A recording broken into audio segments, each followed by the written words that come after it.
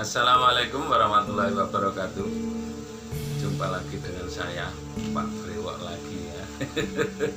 Kita mau mengarah kemana lur? Kita mau menceritakan tentang salah satu tokoh tentang Kebu Mundarang, Kebu Mundarang lagi, Kebu Anabrang, atau kita mau kilas balik ke ini lagi, ke Singasari lur, menceritakan tentang Kenarok.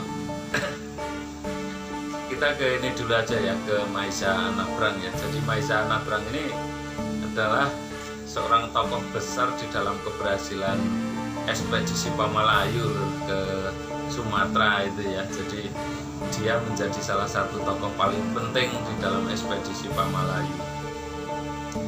Dan masih banyak kisah besar lainnya. Salah satunya adalah di dalam penumpasan pemberontakan Ranggalawe lur. Nah, ceritanya Ranggalawe ini kenapa sampai dia melakukan pemberontakan gitu ya ceritanya itu.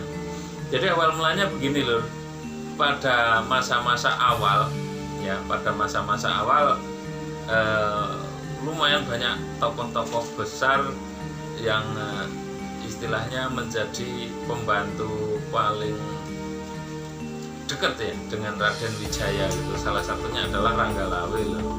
Ranggalawe ini dulu waktu Raden Wijaya dalam pelarian, bahkan dikisahkan dia sampai menggendong Raden Wijaya itu ya, karena seorang raja yang melarikan diri itu tabu untuk menginjakkan tanah gitu ya. Jadi kalau nggak ditandu ya pasti digendong gitu loh.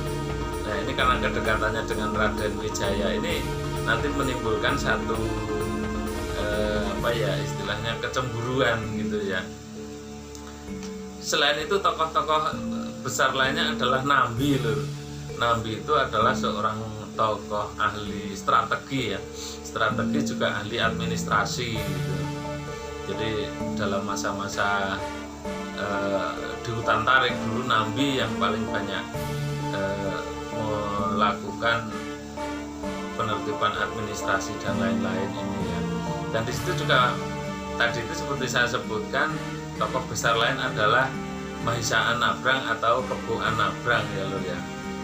Jadi pada era berikutnya Kebu Anabrang atau Maisa Anabrang ini menjadi seorang panglima perang di Majapahit lur. Jadi istilahnya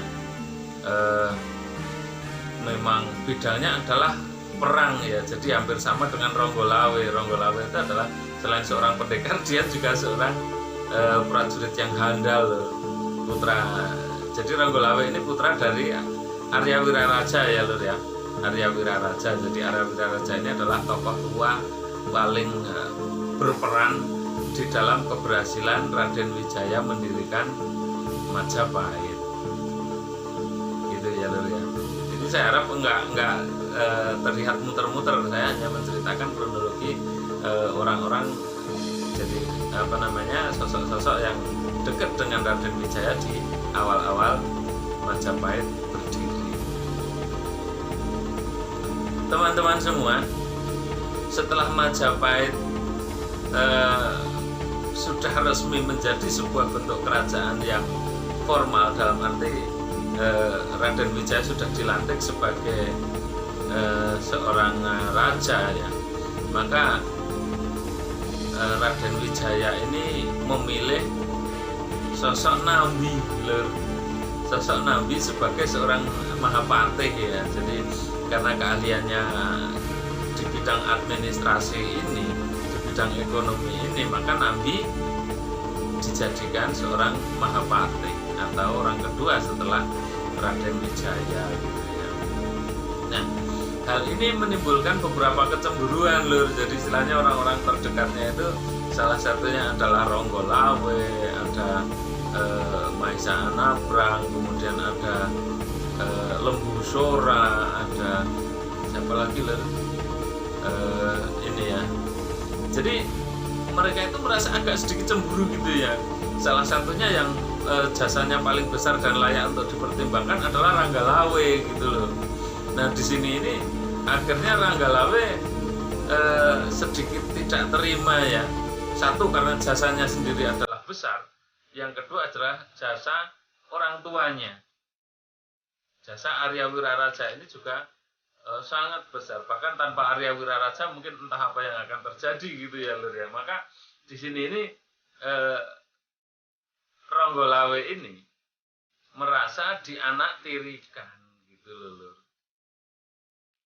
Akhirnya dia pulang ke mana ini, Madura ya, pulang ke Madura, mengkonsultasikan atau membicarakan hal ini dengan orang tuanya.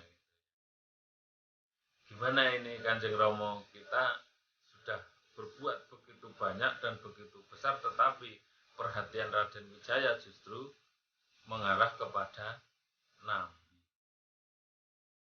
Nah, Arya Wiraraja sebagai orang tua sangat bijaksana ya. Anakku, Raden Wijaya ini adalah seorang titisan dewa. Maksudnya dia sangat bijaksana. Majapahit yang baru berdiri ini membutuhkan sosok seorang administrator, bukan seorang panglima perang atau ahli perang seperti Ananda Ronggolawe. Itu kata Arya Wiraraja ya Lur ya. Kemungkinannya seperti itu. Tapi pada seketika itu Ronggolawe tetap tidak bisa. Apakah dia tidak melihat jasa-jasa ayahanda? Apakah dia juga tidak bisa melihat jasa-jasa atau apa yang sudah saya lakukan untuk beliau? Bagaimana dalam pelarian dari Singasari sampai ke Madura, itu dalam perjalanannya saya yang menggendong Romo. Jadi begitu ya. Jadi kurang lebih dialognya seperti itu. Karena memang dalam perjalanan itu dulu dibantu seorang lurah di satu desa, itu yang kenal juga Ranggalawe Lur. Istilahnya nanti dibikinkan dalam pelariannya ya, ini belum berbicara dengan Arya Wiraraja ini. Jadi baru dari Singasari hendak lari kemana gitu ya. Nah itu digendong ya, ketemu seorang lurah, kemudian seorang lurah itu dibujuk oleh Ranggalawe. Si Ranggalawe ini akhirnya berhasil melarikan ya. Jadi lurah itu nanti dibujuk untuk membuat kamuflase. Jadi bekas-bekas jalan kuda, bekas-bekas jalan orang itu disapu sama lurah tadi itu. Lurah itu tetua pedukuhan ya. Tidak sama dengan lurah sekarang. Lurah dulu itu kekuasaannya sangat besar ya, sangat besar. Hampir seperti gede atau seperti seorang ketua perdikan. Tapi skupnya lebih kecil lagi ya lurah itu di bawah perdikan. Jadi perdikan itu di bawahnya ada lurah gitu ya. Nah ini siapa? Ronggolawe. Nah ini yang paling berjasa dalam pelarian itu sampai ke Pamekasan atau sampai ke Madura. Ini yang paling berjasa adalah Ronggolawe.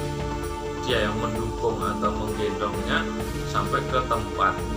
Kemudian nanti di tempat si lurah tadi itu dipinjamkan seekor kuda, kemudian yang menuntun seekor kuda itu juga Ronggolawe. Gitu ya. Jadi kedekatannya sangat personel. Jadi pada saat nemu kamulyan ya Lur ya, istilah menemukan kemuliaan atau berhasil naik tahta, ini sedikit banyak Ronggolawe ini agak menuntut ya. Jadi menginginkan paling tidak seandainya bukan dia, maka Adipati Arya Wiraraja inilah yang diharap duduk sebagai seorang patih di Majapahit gitu ya. Tapi kenyataannya Raden Wijaya memilih seorang nabi gitu ya Lur ya. Jadi kemudian karena hal itu kemudian dia pulang dengan alasan ada keluarganya yang meninggal gitu Lur. Dan saat itu mungkin ada keluarganya, salah satu keluarganya yang meninggal karena sepuh, mungkin kakeknya gitu ya. Nah itu pulang. Sejak kepulangannya ini kok nggak balik-balik gitu loh ya, kok nggak balik-balik gitu. Ternyata kemudian ada satu orang yang bernama Ramapati itu yang diutus untuk melihat kondisi Ranggalawe ini loh. Jadi memang Ramapati ini terkenal otaknya encer gitu loh, seorang pengatur strategi ulung, dan nanti akan terbukti bagaimana dia akhirnya nanti naik menjadi seorang patih ya nanti.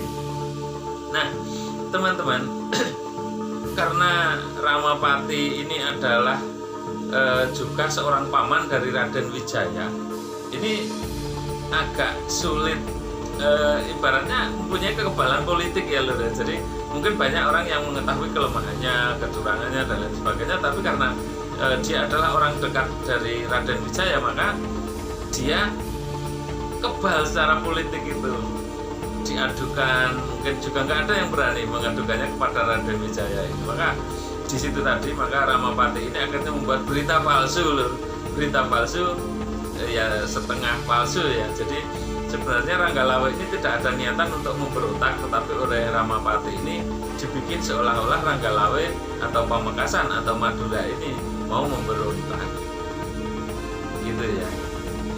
Kemudian ketika Ramapati pulang ke Majapahit, kemudian memberi kabar kepada Raden Wijaya bahwa di utusan resminya bukan Ramapati ya, tapi Ramapati ini gampangannya orang Jawa itu ngintili ya, mengikuti gitu, kemudian memberi bumbu-bumbu di dalam laporan tentang Ranggalawe ini loh.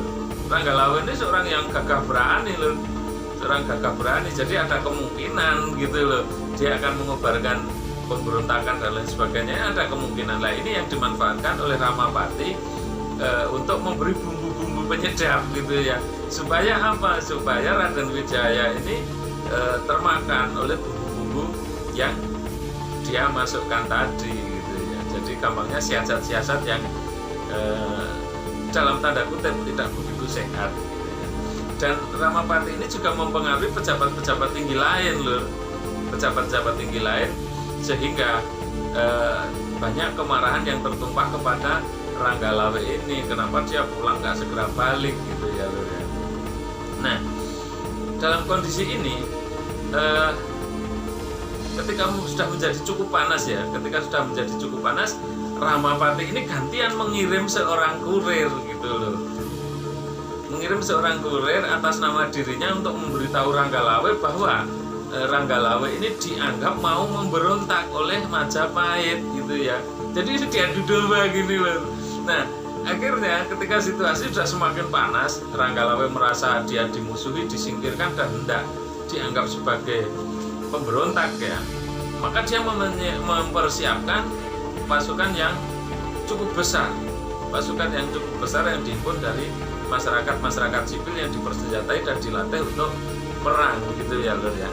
Nah ini pada era berikutnya situasi ini benar-benar panas. Jadi Raden Wijaya juga menganggap Ranggalawe ini mampu memberontak, karena menurut Telek Sandi yang melapor itu memang Ranggalawe menyiapkan pasukan gitu ya, dan itu memang betul, tapi dia menyiapkan pasukannya itu karena takut akan diserbu oleh Majapahit gitu ya.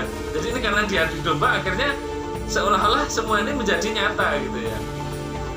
Raden Wijaya juga menganggap bahwa si Ranggalawe ini mau memberontak. Ranggalawe juga akhirnya merasa bahwa dia akan dimusuhi gitu ya. Jadi adu domba ini sangat manjur ini dari Ramapati ini. Nah akhirnya pada suatu saat diperintahkannya lah Panglima Perang untuk menumpas pemberontakan Ranggalawe. Iya lho ya. Nah teman-teman, di sini ini akhirnya situasi benar-benar panas ya, karena laporan Telik Sandi dari kedua belah pihak memang mengisyaratkan atau melaporkan hal yang demikian. Telik Sandi Majapahit melaporkan dan melihat bahwa Ranggalawe mempersiapkan pasukan. Ranggalawe ini juga mengirim Telik Sandi ke Majapahit, dan dia juga melihat bahwa Majapahit sedang mempersiapkan pasukan besar untuk kemungkinan untuk memeranginya gitu ya. Jadi akhirnya masing-masing ini merasa ini adalah sangat genting gitu ya, sampai akhirnya Majapahit mengirim seorang panglima perang, yaitu Mahisa Anabrang atau Kebo Anabrang, pemimpin dari pasukan Pamalayu dulu ya Lur ya, untuk menumpas pemberontakan Ranggalawe ini. Nah akhirnya ketika waktu yang sudah ditentukan, berangkatlah pasukan yang besar ini menuju Pamekasan atau menuju Madura, dengan diiringi lagu-lagu perjuangan yang penuh semangat, dengan persenjataan yang lengkap. Pasukan ini berbaris ya, ada yang menggunakan kuda, kavaleri ya, ada yang berjalan kaki sebagai infanteri, ada yang mengendarai kendaraan-kendaraan lain, kereta dan lain sebagainya. Dari Majapahit ke Madura ini apa nggak jauh? Jauh Lur, jauh. Tapi waktu itu ya namanya ini jangankan cuman dari Mojokerto ke Madura ya, dari Mojokerto ke Sumatera, ke Palembang, ke Aceh sana pun ditempuh kok. Jadi namanya pasukan perang itu ya tidak jauh beda dengan pasukan sekarang Lur ya. Jadi gitu. Kemudian pasukan ini berangkat ketika mendekati tapal batas Madura. Jadi perlu nyebrang ya istilahnya, dari Madura dari ini ke Madura itu. Tapi dulu wilayah Madura itu tidak hanya Pulau Madura sekarang ini Lur. Wilayah Madura itu dulu sampai ke Banyuwangi, sampai ke mana ini, Situbondo dan lain sebagainya. Jadi sebagian Jawa Timur gitu ya, sebagian besar Jawa Timur itu masuk sebagai Kadipaten Madura gitu. Dulu kadipatennya namanya Pamekasan, bukan Madura ya. Nah, karena hal itu maka si Ranggalawe ini akhirnya membulatkan tekad, walaupun ayahnya itu sebenarnya sudah ngerem gitu ya, jangan sampai ini terjadi gitu. Tapi ya namanya darah muda, masih panas ya, merasa harga dirinya diinjak-injak, merasa difitnah dan lain sebagainya. Akhirnya dia memang benar-benar angkat senjata. Jadi ada teman-teman yang tahu nggak dari sungai yang di Kediri itu Lur, Sungai Brantas itu bermuara di mana? Jadi pertempuran besar itu terjadi di dekat Kali Brantas Lur, dekat Kali Brantas. Tepatnya di mana saya masih belum menemukan, tetapi kemungkinan juga dekat muara sana ya, terjadi pertempuran besar. Pertempuran yang dilakukan atau terjadi karena salah paham ya antara pasukan Madura dan pasukan Majapahit yang dipimpin oleh Mahisa Anabrang atau Lembu Anabrang, Kebo Anabrang ya. Terjadi pertempuran sangat besar dan kedua orang itu ya, Ranggalawe dan Mahisa Anabrang ini, Kebo Anabrang ini bertempur di air gitu ya, di pinggiran awalnya, tapi akhirnya banting-membanting dan lain sebagainya masuk ke kali. Di situ juga nggak berhenti Lur, masih terus bertempur gitu ya, lama itu. Kenapa? Sama-sama kuat. Ranggalawe ini walaupun agak sedikit kurang pengalaman, tapi dia masih muda ya, masih kuat gitu. Sementara Kebo Anabrang ini, Mahisa Anabrang ini sudah cukup senior Lur, sudah cukup senior. Kenapa? Ya kita lihat ya, dalam ekspedisi Pamalayu dia sudah memimpin. Kemudian sampai terjadi pemberontakan Ranggalawe ini mungkin tetap cukup lama ya, nggak mungkin setahun 2 tahun gitu. Kemungkinan adalah 3 tahun atau lebih gitu ya, baru terjadi ketidakpuasan. Nah ini Lur, akhirnya peperangan itu sangat besar terjadi ya. Bagaimana mau menggambarkan peperangan yang kedua orang yang sangat perkasa ini Lur, sulit sekali ya. Jadi Jaya Kawijaya, ilmu pedang dan lain sebagainya sudah dilakukan. Jadi awal orang bertarung itu awalnya tangan kosong ya Lur ya, tangan kosong gitu, pukul-memukul dan lain sebagainya. Kemudian akhirnya mengeluarkan senjata, mungkin keris, mungkin pedang, atau mungkin senjata lain. Dan itu tidak menyelesaikan, maksudnya mungkin kedua-duanya sama kebal dengan senjata itu, ya. Akhirnya kembali lagi ke tangan kosong dengan mengeluarkan ajian-ajian yang dia punya, ilmu-ilmu kadikjayaan yang dia punya. Itu pun belum menyelesaikan, akhirnya sama-sama kuat gitu ya. Akhirnya mengeluarkan senjata pusaka lah ini loh. Akhirnya mengeluarkan senjata pusaka masing-masing. Jadi Ranggalawe ini juga mengeluarkan senjata andalannya. Kemudian Mahisa Anabrang ini juga begitu.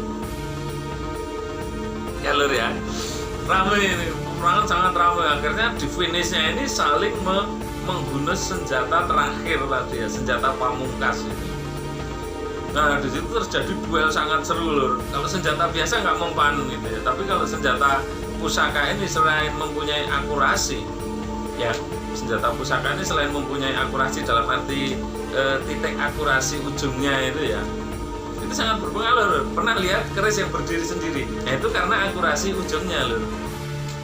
Gitu ya, keris yang ditaruh terbalik itu berdiri, itu karena akurasi keseimbangan itu sangat sempurna untuk keris yang luar biasa. Kalau keris biasa-biasa mungkin nggak bisa berdiri, tapi kalau keris yang akurasi ininya sempurna itu bisa berdiri loh. Itu nggak usah pakai jin-jinan ya, itu bisa berdiri gitu. Nah di sini akhirnya terjadi duel maut gitu ya, tepas menebas dan lain sebagainya, itu tusuk menusuk dan lain sebagainya. Akhirnya masing-masing terluka dan lain sebagainya. Ini akhirnya Ranggalawe ini tewas di tangan Mahisa Anabrang. Itu ya pahlawan besar dan seorang pejuang yang hebat ini akhirnya harus meninggal dalam judul pemberontakan. Otaknya siapa? Ramapati. Nanti kita akan membahas tentang Ramapati ini, khusus sesi Ramapati gitu ya. Nah, kemudian karena di dalam pasukan Majapahit tadi itu ada satu orang tokoh lain ya. Saya menyebutnya tadi siapa lur? Lembu Sora atau siapa tadi? Yang saya sebut di depan ini ya. Jadi Lembu Sora ini juga tokoh sangat besar ya, sangat besar. Bagaimana kelanjutan tentang tokoh ini, tunggu yang berikutnya. Nah teman-teman, seorang tokoh lain yang menjadi tangan kanan dan sangat setia dengan Raden Wijaya adalah Lembu Sora. Siapa Lembu Sora ini? Teman-teman mungkin pernah mendengar ya, Lembu Sora ini adalah paman dari Ranggalawe lur. Tapi dalam hal ini dia berada di pihak pasukan Majapahit karena kesetiaannya ini ya lur ya. Jadi melihat keponakannya ini terbunuh oleh Kebo Mundarang ya lur ya. Kebo Anabrang ya, Kebo Mundarang lagi. Kebo Anabrang melihat keponakannya ini terbunuh gitu ya, dalam kondisi yang mengenaskan, luka yang sangat luar biasa parah. Dia sedikit tidak terima loh, tidak terima. Ponakan gitu loh, ini keponakan ya. Jadi anak dari kakaknya. Ya, Lembu Sora ini adalah adik dari Arya Wiraraja loh. Bagaimana, bisa dibayangkan tidak? Sakit hatinya itu gimana gitu ya. Nah, akhirnya dalam kondisi ini, karena dia tidak bisa menahan sakit hatinya ini ya, keponakannya yang dulu berjuang akhirnya harus terbunuh dalam judul pemberontak dan terbunuh oleh seorang Mahisa Anabrang. Ya sama-sama seorang pahlawan sih, tapi gimana ya, tetap sakit lah, tetap sakit kita melihat keponakan kita itu terbunuh di dalam sebuah peperangan. Maka di sini ini Lembu Sora mengambil satu keputusan. Yes, daripada saya melihat keponakan saya mati dan saya hanya melihat, maka orang ini harus saya bunuh. Nah, akhirnya Kebo Anabrang ini, Mahisa Anabrang ini ditusuk dari belakang oleh Lembu Sora. Tragis nggak loh? Ini 2 orang ini pahlawan semua loh. 3 orang ini bahkan pahlawan ya. Pahlawan itu tragis sekali. Tragis. Karena seorang yang mempunyai tujuan jahat gitu ya. Menurut saya jahat gitu aja ya. Kita nggak usah memperhalus. Karena memang ya, tujuannya ini mengadu domba ini jelas jahat. Maka di sini ini terjadi sebuah insiden politik, insiden peperangan yang nanti ini akan diucek-ucek juga ya lor ya oleh keturunan Mahisa Anabrang ini. Siapa nanti yang selama ini mungkin dalam waktu yang lama tidak ada yang berani. Kenapa? Karena Lembu Sora ini orang yang sangat setia kepada Majapahit dan nanti dia juga menjadi seorang Mahapatih ya setelah Nambi nanti juga difitnah lor. Siapa lagi yang berfitnah? Bisa aja kita jelaskan ya. Jadi Nambi nanti juga diadu domba seperti itu. Akhirnya nanti Nambi juga gugur sebagai pemberontak. Tapi nanti ya, ini saya hanya untuk itu pendahuluan ya, pendahuluan. Nah, di sini ini menjadi sebuah rahasia yang nanti akan diucek gitu ya. Maksudnya diucek itu nanti ada yang akan menuntut gitu loh. Tapi untuk waktu yang lama tidak ada yang berani. Karena sekali lagi Lembu Sora adalah tangan kanan Raden Wijaya, orang yang sangat dipercaya oleh Raden Wijaya. Gitu ya lor ya. Siapa nanti keturunan atau putra dari Kebo Anabrang ini lor? Saya kasih bocoran aja ya. Namanya Mahisa Taruna. Jadi bapaknya Mahisa Anabrang, anaknya Mahisa Taruna. Mahisa Taruna ini artinya anak kebo gitu ya. Mahisa Anabrang ini artinya kebo yang menyeberang gitu ya. Maheso atau Mahisa ini sama dalam bahasa Jawa. Belum habis ketragisan saya lur, ini saya agak sedikit menetralisir perasaan saya ya, bagaimana seorang pahlawan besar itu difitnah akhirnya harus gugur di dalam pertempuran yang sangat tidak terhormat. Kalau pertempuran melawan musuh sih nggak masalah, gugur nggak masalah, tapi ini gugur di dalam kemelut fitnah gitu loh lur. Pernah merasakan fitnah? Saya pernah. Sakit gitu ya. Nah ini teman-teman, saya berharap teman-teman semua mengambil pelajaran dari kejadian ini. Jadi jangan langsung percaya dengan kejadian-kejadian, jangan sebelum kita membuktikan atau tabayun ya, tabayun itu najehke bahasa Jawanya atau memperjelas dengan konfirmasi bahasa Nondol, konfirmasi dengan yang bersangkutan ini sebenarnya ada apa dan lain sebagainya gitu ya. Nah di sini saya ingin mengakhiri pembahasan tentang Mahisa Anabrang ya lor ya. Dia juga gugur sebagai seorang gugur yang tidak terhormat gitu ya lor ya. Jadi dia dibunuh, dibokong dari belakang gitu. Tragis. Saya masih nggak habis pikir, saya masih sakit hati saya lor. Jadi ya sudahlah, itu adalah apapun yang terjadi itu adalah sejarah lor. Sesakit apapun di dalam hati ini itu adalah sejarah yang sudah terjadi dan kita hanya mengenal tokoh-tokohnya, yang jahat mana, yang baik mana, yang menjadi korban mana, yang menjadi pemenang mana. Ya itu, makanya jangan terlalu mudah untuk diadu domba ya lor ya. Karena kejadian itu karena adu domba dan fitnah. Gimana lur, kita akhiri saja ya. Saya masih sakit nanti saya mengingat ini semua. Jangan lupa like, comment, dan subscribe. Ya, Anda malam ini beruntung tidak begitu banyak pesan masuk dari pasien-pasien saya, karena mungkin beberapa pasien sudah sembuh ya lur ya. Jadi terima kasih doanya untuk saya, sehingga saya bisa berbuat untuk pasien-pasien saya. Sekali lagi jangan lupa like, comment, dan subscribe ya lur ya. Bantu untuk meningkatkan durasi ya lur, tonton sampai habis gitu supaya nggak gagal paham. Jadi kita bisa memahami apa yang saya sampaikan ini, sehingga kita berdua tidak salah paham juga gitu ya lur ya. Terima kasih. Akhirul kalam. Assalamualaikum warahmatullahi wabarakatuh.